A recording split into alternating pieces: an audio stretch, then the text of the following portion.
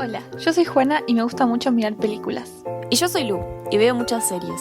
Bienvenidos a otro episodio de Intereses Conectados, donde todas las semanas buscamos una conexión entre una serie y una película. En este episodio vamos a estar hablando de una serie y una película consideradas de culto.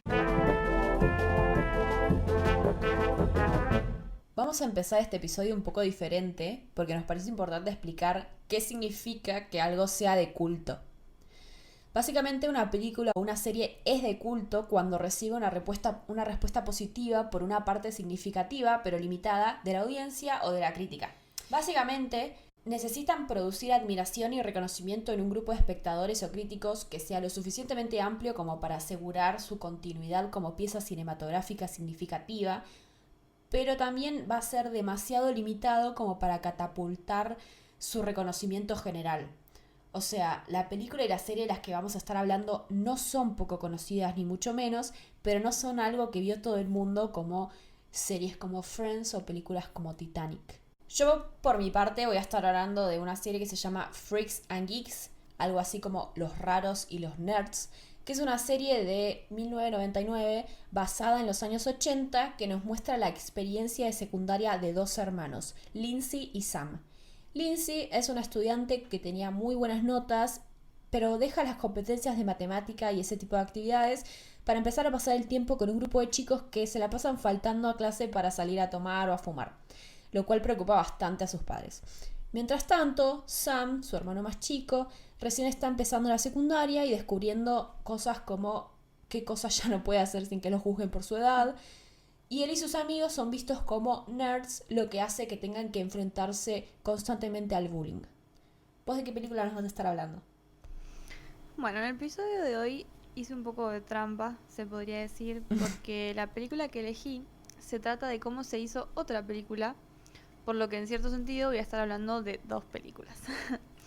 The Disaster Artist, o El artista desastroso, es la historia de cómo Tommy Wiseau, un muy extraño inmigrante europeo, pero que nadie sabe muy bien exactamente de qué país europeo, termina siendo la película The Room, o La habitación en español, que es considerada la peor película de la historia del cine, pero que también es considerada una película de culto. Definir de qué se trata The Room es una tarea bastante compleja porque nadie sabe muy bien de qué se trata. Pero para simplificarlo, podemos decir que es sobre la historia de la prometida de un banquero, creo que era un banquero, que seduce al mejor amigo de su pareja, o sea, este banquero. La película está basada en el libro del mismo nombre, o sea, la película The Disaster Artist, está basada en el libro del mismo nombre, escrito por Greg Sestero, que es el actor que hacía del mejor amigo en la película The Room y que además era amigo de Tommy Wiseau en la vida real. Se estará preguntando quién es Tommy Wiseau, ¿no?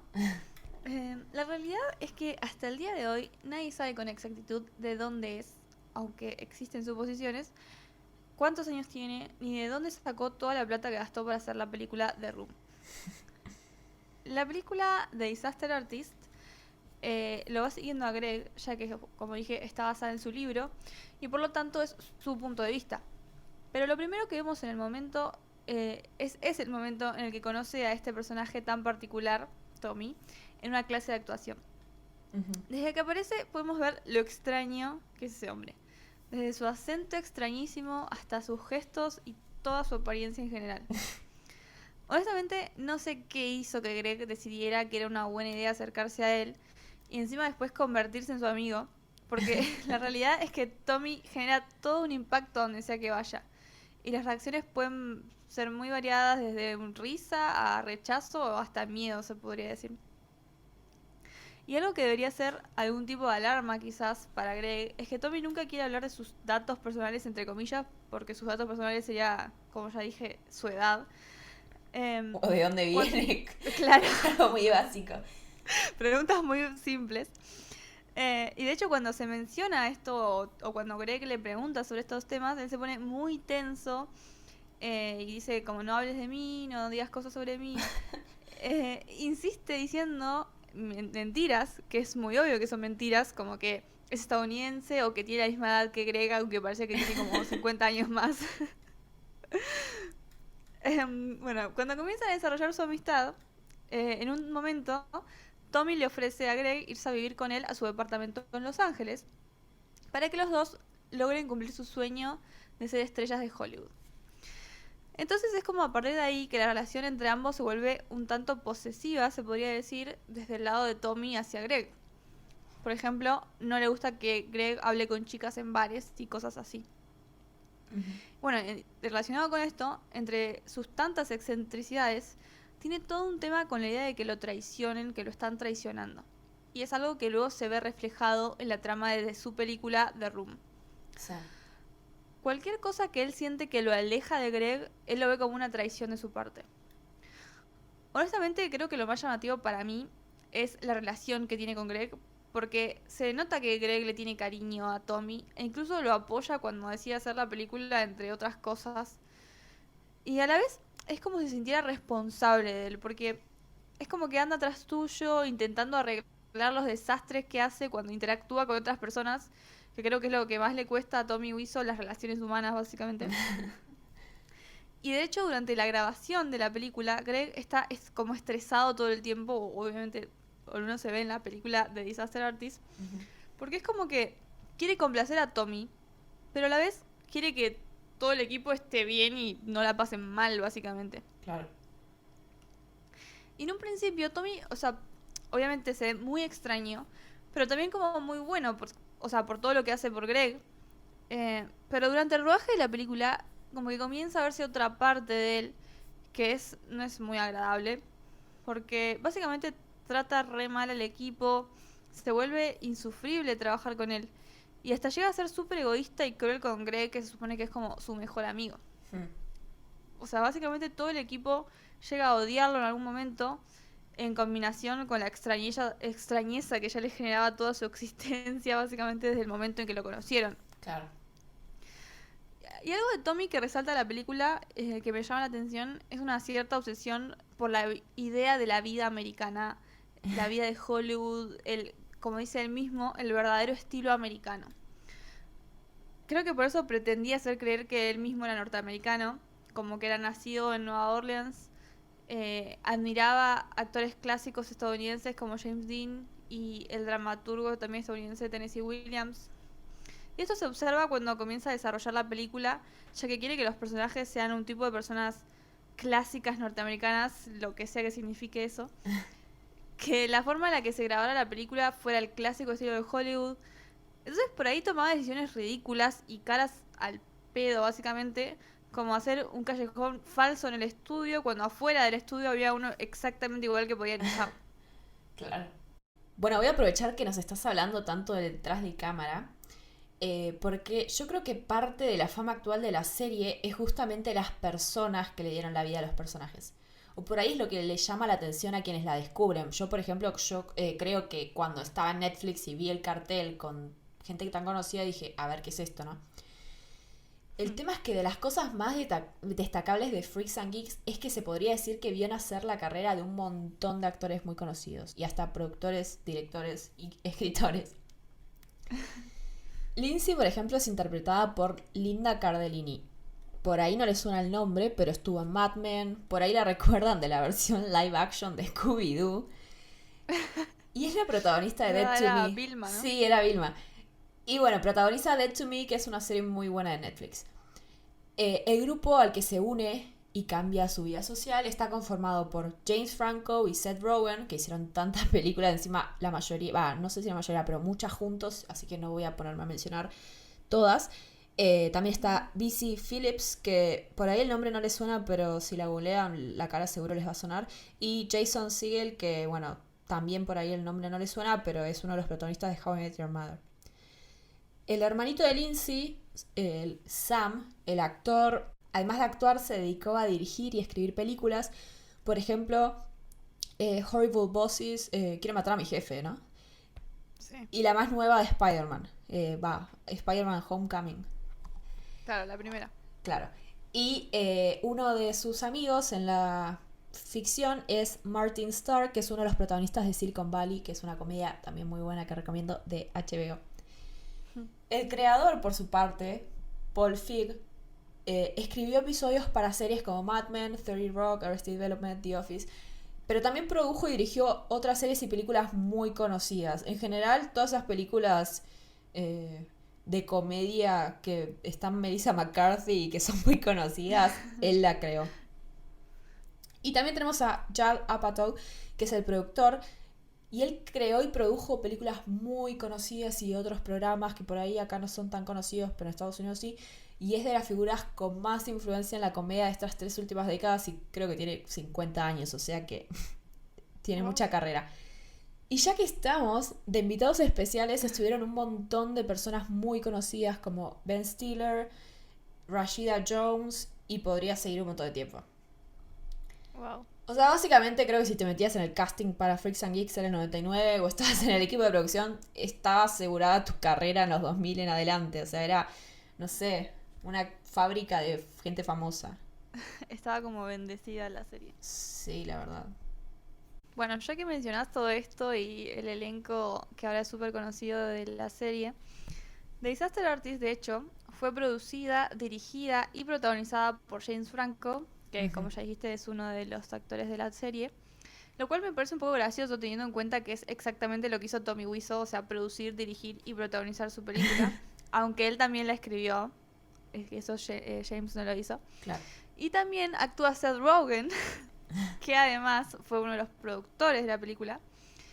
E incluso aparece Judd Apatow como él mismo, o sea, interpreta a sí mismo en la película. Ajá. También actúa el hermano de James Franco, Dave Franco, y su esposa Alison Brie. Además aparecen actores como Zac Efron, Josh Hutcherson, Jason Mantzoukas, no sé cómo se pronuncia su apellido, perdón, que lo conoce, bueno, Zac Efron todo el mundo lo conoce, Josh Hutcherson lo pueden haber visto en los Juegos del Hambre, Jason está en Brooklyn Nine-Nine, en The Good Place, en Parks and Recreation, ha hecho muchas cosas. También está Bob Odenkirk, que lo pueden conocer de Breaking Bad o Better Call Saul. E incluso aparece Sharon Stone. O sea, básicamente tiene un cast muy amplio de gente muy conocida. Que por ahí no O te sea, imaginarías junta, ¿no? Claro, también. O sea, hasta aparece el otro hermano de los Franco que yo ni siquiera sabía que existía. Y también al principio hacen como una intro de actores hablando sobre The Room. Y aparece Adam Scott, que también da Parks and Recreation, un montón bueno, The Good Place. También está Kristen Bell, que también es de The Good Place. E incluso hasta aparece J.J. Abrams, que dirigió 2 de las últimas 3 películas de Star Wars. O sea, nombren a quien quieran y seguro está en esa película. Bueno, The Disaster Artist nos muestra cómo la idea de hacer la película él mismo surgió tras mucho tiempo de rechazo para ambos en el ámbito del cine. Greg hizo como un comentario hacia el pasar y Tommy decidió ahí mismo que él iba a hacer su propia película, la iba a escribir, la iba a dirigir, la iba a producir y la iba a protagonizar también. O sea, acá me medio que surge la cuestión del dinero, ¿no? Porque obviamente hacer una película sale mucha plata. Sí. Y Greg al principio está como, vos decís que puedes pagar todo esto. Porque encima, Tommy toma decisiones que dan a entender que tiene como una cuenta con dinero interminable. Porque, por ejemplo, en la industria del cine, y esto lo aprendí mirando la película, todo el equipo de cámaras se alquila porque aparentemente es extremadamente caro comprar y no tiene sentido. Pero Tommy lo quiere comprar a todas costas, aunque le explican que no necesita comprarlo. También decide filmar en digital y en analógico a la vez, lo que implica el doble de personal, el doble de equipo y por lo tanto también el doble de plata. Y que también no tiene sentido. También. Bueno, cuando decía lo de Greg y cómo lo apoya en todo, es como que por ahí le debería haber dicho, che, ¿para qué vas a hacer esto? Y él es como que lo insiste y dice, no, porque Tommy es un visionario y es como muy original. Entonces no sé si Greg es medio tonto o es como le tiene mucho cariño a Tommy y no sabe decirle que no. Claro. Pero bueno, como mencioné antes, los días rodando la película de a poco se convirtieron en un infierno para todo el equipo. Sí. Porque al principio creo que todo el mundo estaba medio confundido, como que no podían terminar de comprender a quién tenían enfrente y por qué hacía lo que hacía, que creo que es lo que nos pasaría a todos si nos encontrábamos con un personaje como Tommy Wiseau. Sí. Pero a medida que el carácter de Tommy se iba como oscureciendo, cada vez era menos aguantable trabajar en la película. O sea, no era muy agradable trabajar con él como director, pero tampoco como actor, Ya que, por ejemplo, la escena que para mí es la más bizarra de toda la película, la tuvieron que grabar como 70 veces, porque o no se acordaba de los diálogos, o hacía cosas como mirar directo a la cámara mientras hablaba. Además, la película contiene varias escenas sexuales bastante explícitas, porque él aseguraba que era necesario que se vea su parte trasera para que la película se venda. Grabar escenas era súper incómodo, tanto para la actriz, obviamente, que tenía que estar metida en eso, como para el Claro. resto del equipo. Algo gracioso que también nos muestra mucho el nivel de inconsciencia de Tommy respecto a sí mismo y su película, es que pagó para que la película se mantuviera en cartelera por 2 semanas. Así podía competir por ser candidata a un Oscar, que obviamente nunca sucedió.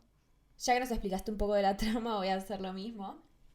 Yo ya expliqué que se basa en que Lindsay empieza a salir con los freaks y a encajar en este grupo y se aleja un poco de esta imagen de chica aplicada o geek que tenía, mientras en cambio su hermano empieza la secundaria siendo encasillado directamente en esa imagen de geek de la que su hermana se estaba intentando alejar.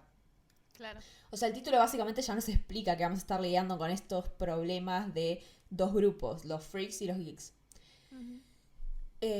La idea de los creadores era mostrar algo más allá de los dramas adolescentes que se veían en la televisión en su momento, que por ahí no tenían, no quiero decir sustancia para no ser mala, pero por ahí eran muy glamorosos o no se basaban en nada en la vida real por el nivel novelesco que tenía la trama. Claro. El creador Paul Feig dijo que veía que todos los adolescentes en estos programas tenían problemas muy adultos y complejos y estaban alejados de la realidad. En general tenían relaciones sentimentales y sexuales súper interesantes. Y él decía, yo a esa edad ni siquiera me atrevía a hablarle a una chica. Claro. Entonces dice, bueno, quiero mostrar el lado de la secundaria más real, otro tipo de problemas. Entonces vemos que Lindsay pasa de un grupo a otro. Está bien que, bueno, porque es una serie y porque pasan cosas en su vida personal que no voy a estar contando para que la vean, pero además porque es un personaje multidimensional, no es solo geek. Claro. Y Sam, el hermano, tiene que soportar un montón de bullying porque, bueno, la escuela no siempre es una buena experiencia para todos. Además, y es un tema que ya hablamos en otros episodios, pero quiero seguir remarcando como algo bueno, y es que los actores se veían jóvenes porque de verdad tenían la edad de sus personajes, o un par de años más, pero no mucho. Eran bastante novedosos para la época. Claro, aparte, por ejemplo, Sam, el hermanito de Lindsay, el actor y el personaje tienen 14 años, y en su principio no lo querían contratar al chico porque parece como de 10, o sea, estaba como muy puberto. Y dijeron, no, pero dejémoslo porque es verdad, no todo el mundo parece grande cuando ya tiene cierta edad. Por ahí tardás más en desarrollarte como Sí. adulto. Pero bueno, entonces justamente cuando ves a chicos de tu edad pasando por cosas similares a las que te pasan a vos o a las personas que te rodean, es mucho más fácil sentirse identificado. Y sobre todo si se parecen a vos físicamente o a tus amigos. Entonces básicamente se alejaron de este formato de programa que mostraban a la adolescencia como con un estilo más como el de Gossip Girl, como una referencia más actual. O sea, chicos que en general con plata o con preocupaciones y problemas súper exagerados y muy poco creíbles. Sí, muy de novela, ¿viste? Como no puede ser que te pasen tantas cosas. Entonces, por ahí es entendible por eso que 20 años después de que se haya estrenado, tanta gente siga viéndola, no solo para entretenerse, sino porque realmente se sienten identificados con lo que ven. Claro. Igual la serie después, o sea, más allá de todo, es una comedia dramática, pero los personajes no dejan de ser graciosos. El tema es que además de este humor, podemos ver que los personajes a veces se sienten incómodos por sentir que no encajan o por hacer cosas mal, cosa que también a vos te hace sentir incómodo por ahí como audiencia. No saben qué decir, qué hacer, o por ahí los vemos pasando momentos particularmente difíciles en sus vidas y teniendo relaciones familiares complicadas, pero estas situaciones con las que lidian duran más de un episodio, no son elementos para hacer avanzar la trama, sino que es como un elemento en sus vidas. Claro, le da como un seguimiento, digamos, a sus historias personales. Claro, o sea, en vez de mostrarnos solo estereotipos de estos dos grupos, como por ahí te hace pensar el título, Nos muestran personajes bastante complejos. Por lo que vos decís, parece que la serie es una serie de culto, pero además es una serie de buena calidad. Claro. Lo que no es el caso de The Room. La película en sí misma es obviamente terrible. O sea, no por nada es considerada la peor película de la historia del cine, ¿no? Uh-huh. Es incoherente, es repetitiva, está llena de huecos argumentales, como por ejemplo una escena que es comiquísima viéndola así, porque la madre de un personaje le dice, definitivamente tengo cáncer en medio de la película, y después el tema nunca se vuelve a tocar, ¿ok? Como pasa en la vida Rara real. decisión, claro. Tiene diálogos terribles que no tienen ningún tipo de sentido, y yo podría contarles toda la película en este momento, pero nada es como la sensación de verla por primera vez. Es buenísimo. Además de que está muy mal actuada, muy mal filmada y también muy mal editada. También hay que mencionar las interminables tomas del relleno del puente de San Francisco, que aparentemente fueron incluidas con el propósito de alcanzar una duración mínima necesaria. Y también hay un montón de planos desenfocados. E incluso en medio de la película, uno de los personajes es sustituido por otro actor. Bueno, sabés que vas a ver una película de calidad cuando hay escenas de relleno solo para llegar a cierto tiempo y cuando cambian un personaje de la nada, ¿no? Sí, exactamente. Para pasar a Freaks and Geeks de vuelta, ahora me parece importante explicar por qué es de culto.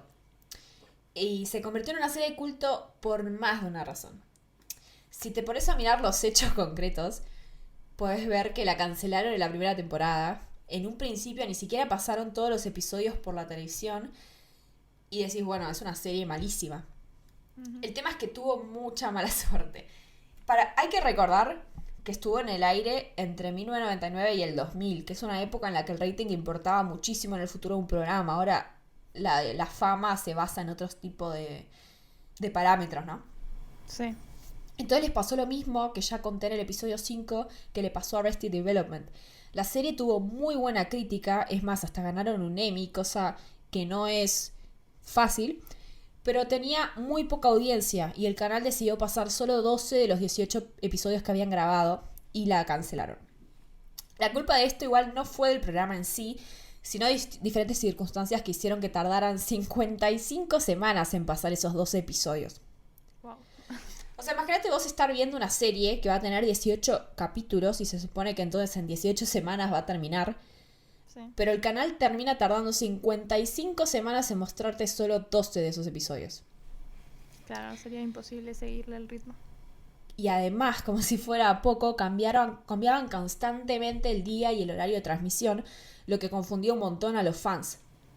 O sea, básicamente no querían que la vieran. Sí, había un festival, no sé, cosas deportivas, entonces por eso la cambiaban todo el tiempo. No creo que quisieran boicotearla a propósito, pero terminó siendo malísimo para la serie. Sí. Es más, NBC, o sea, el canal por el que la pasaban, en su momento hasta creó una página web para que vos como fan pudieras fijarte qué día y a qué hora iba a estar el próximo episodio. O sea, ellos sabían lo confuso que era mirarla. Sí. Pero el tema es que en esa época muy poca gente tenía acceso a internet o una computadora en su casa, así que la verdad no servía para nada. Y a pesar de todos estos problemas, igualmente los fans se acumulaban. Es más, en su momento se quejaron tanto que terminaron mostrando estos 6 episodios que faltaban después de un tiempo. Pero el tema es que también, como Arrested Development, la fama realmente del programa llegó a aumentar un montón cuando la temporada finalmente salió en DVD y con la posibilidad de ver los programas por internet, ¿no? Como por Netflix, Hulu, Amazon Prime, lo que sea. Claro. Entonces ahora la audiencia podía sentarse realmente a mirar todos los episodios de corrido y entonces engancharse realmente con la historia y entenderla, porque también con tanto tiempo en el medio y encima no sabiendo cuándo va a estar el siguiente episodio, no creo que sea muy fácil seguirle el hilo a la historia. No. Es más, hubo un montón de pedidos para que vuelvan a escribir el programa, que haya una segunda temporada, de todo este culto justamente que se ganó el programa, que insiste en que más gente la vea. El tema es que, bueno, por ahí después de tanto tiempo es medio complicado. Sí. Ahora piden que veamos qué pasó con los personajes 20 años después. Algunos actores, como Jay Franco, dijeron que lo harían si la historia está buena, ¿no? Y el creador mismo dijo varias veces que se imaginó el futuro de los personajes, hasta, no voy a decirlo por si no la vieron, pero dijo, por ejemplo, esta persona seguro va a hacer esto de adulto, esta va a estudiar, el año siguiente seguro le pasaba esto. O sea, el creador también yo creo que le gustaría hacer esa serie, pero bueno. Mientras tanto, los fans se tienen que conformar con que hace no mucho se reunieron para una entrevista aniversario y se sacaron un montón de fotos. Pero sí, pero mantengo lo que decís vos, o sea, tiene muy buena calidad la serie. Todos los episodios son como mini películas, como está basada en los 80 y eran los 90, se mantuvieron en una paleta de colores de la década como para que la veas y parezca de ese momento. Tiene música que está muy buena, entonces cada grupo distinto escucha música distinta, como habrían hecho en el momento en el que está basado, o sea, está muy buena. Bueno, algo sí tienen en común la serie y la película es que no tuvieron mucho éxito. No se sabe exactamente la cifra que gastó Tommy Wiseau en hacer la película, pero se calcula que fueron $6 millones y en su primer fin de semana solo recaudó $1.800. Wow. Una pregunta que nos podríamos hacer antes de preguntarnos por qué es de culto es cómo llegó a ser lo suficientemente conocida como para ser de culto. Uh-huh. Y además que se haga una película sobre ella, como es The Disaster Artist. Sobre todo considerando su terrible fracaso en las taquillas. Uh-huh. Leyendo un poco sobre el tema, me enteré de que existe un documental llamado Room Full of Spoons. Y de hecho, el nombre es gracioso porque en la habitación por la cual supuestamente así se llama la película, hay un montón de portarretratos con fotos de cucharas y nadie sabía por qué. Tommy, Rarísimo. cuando se le preguntó, intentó decir que era una crítica a la sociedad de consumo. Pero la gente que trabajó en la película dijo que era porque nadie se molestó en sacar las fotos que ya venían con los portarretratos. Este documental fue hecho por el aspirante a cineasta y colaborador en webs en aquel momento, Michael Roselet, que se sintió muy intrigado por un cartel con la portada de la película, que es muy extraña, si la googlean van a saber por qué, que había en Los Ángeles, en una zona bastante transitada. Entonces decidió ir a verla. A pesar de las advertencias del que vendía los boletos, que básicamente le dijo que era una porquería, entró a la sala. Luego del shock inicial, Michael se sintió fascinado por la película y entonces es a quien apodaron el paciente cero por ser el que se encargó de esparcir el virus de Room. Es una metáfora muy, muy contemporánea. Sí, eso exactamente estaba pensando. Inicialmente le pidió a sus amigos cercanos que la vieran y luego de eso, el último día que Tommy Wiseau había pagado para que la película se mantuviera en cartelera, estaba lleno de gente el cine. De hecho, gracias a la insistencia del público, Tommy se encargó de que la película saliera en formato DVD y así la película eventualmente se convirtió en el fenómeno que es hoy y adquirió este lugar como película de culto porque, bueno, justamente tenía un reducido número de gente que la seguía. Puede ser que el triunfo de la película tenga que ver, triunfo entre comillas obviamente, tenga que ver con que es básicamente una película muy cómica, aunque sea de forma involuntaria. Claro. Porque Tommy obviamente la pensó como un gran drama americano. Uh-huh. Sea por la razón que sea, la película juntó muchos seguidores hasta el punto de que el día de hoy se pasa en cines de todo el mundo, en funciones de medianoche, y estos seguidores van a verla y tienen todo tipo de rituales. Como por ejemplo, tiran cucharas a la pantalla cada vez que aparece uno de los portarretratos con las fotos de estas cucharas. O cuando aparece este cambio de actor, gritan quién es este tipo, como y se ríen obviamente, y aplauden y cosas. Es muy Rocky Horror Show, no sé si alguien que nos escuche Sí. haya ido a verla en el teatro, pero es muy así. Claro, es como la versión mala de eso. Claro. Bueno, al final, gracias a todo esto, Tommy terminó ganando un montón de plata, recuperó sus $6 millones, tanto por el cine como después supongo que el streaming y por el merchandising que se vende de la película también. Wow. Y bueno, también gracias a eso se terminó volviendo una celebridad. Y también por si se lo preguntaban, hasta el día de hoy siguen siendo amigos con Greg y de hecho, según la película The Disaster Artist, ellos se hablan todos los días y siguen trabajando juntos. Wow. Qué amistad rara, ¿no? ¿De qué hablarán Greg y Tommy? Necesito saber. Es un gran interrogante. Bueno, el programa, como ya dije, volviendo a Freaks and Geeks, me gustó un montón. Me parece que es otro ejemplo de series que tendrían que haber recibido más reconocimiento y audiencia, pero terminaron siendo canceladas por la competitividad de los canales televisivos. Y está bien que ahora por ahí habría tenido mejor futuro, aunque bueno, es algo que nunca sabremos, ¿no? Pero igualmente podemos ver hoy en día que en compañías como Netflix se deja pasar series de buena calidad para invertir en programas regulares pero con mucha audiencia. El tema es que, bueno, obviamente Freaks and Geeks justo no tuvo nunca la oportunidad en realidad de probar si lo habrían visto o no las personas, porque tuvo un montón de problemas de horario, pero bueno, ese es un tema circunstancial. Sí. Pero bueno, como ya dije, es una serie muy linda. Yo la vi cuando estaba yo misma en la secundaria y como ya dije, aunque la historia se base en los 80s y haya sido filmada a finales de los 90s, se siente muy atemporal. Uh-huh.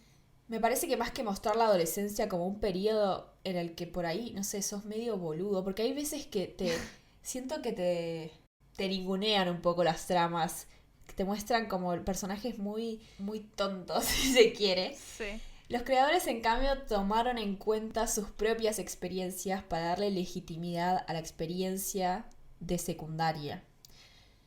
Aparte, Claro. los personajes tienen crecimiento personal y a lo largo de los episodios aprenden un montón sobre ellos mismos, se solidifican sus opiniones sobre la sociedad, la religión, la moral, y todos tienen ambiciones y gustos personales que van desarrollando más allá de las cosas que comparten con sus amigos.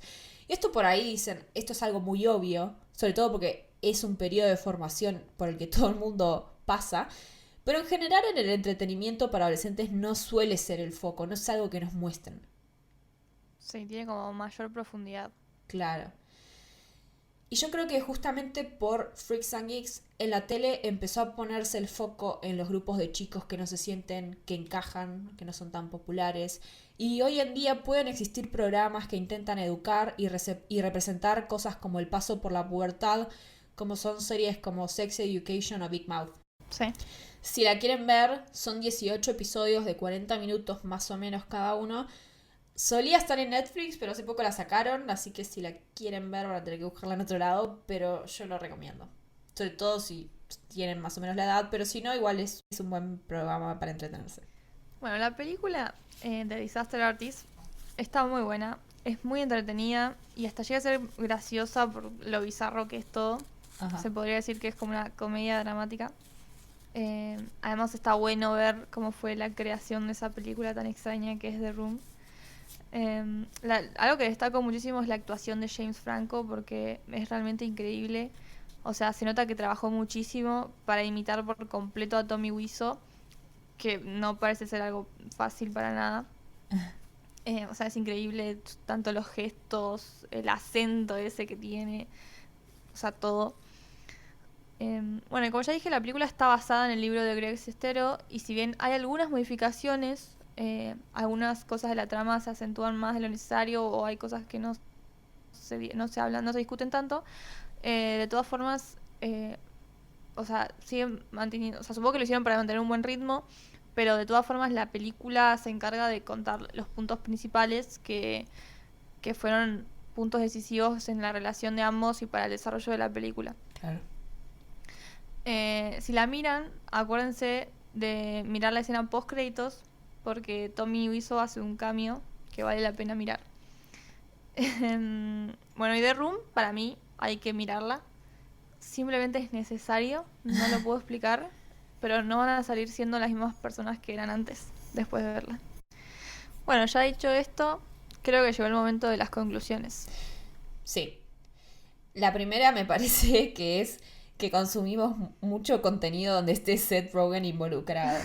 Pero ya aprendieron eso. Sí. Por si no se dieron cuenta.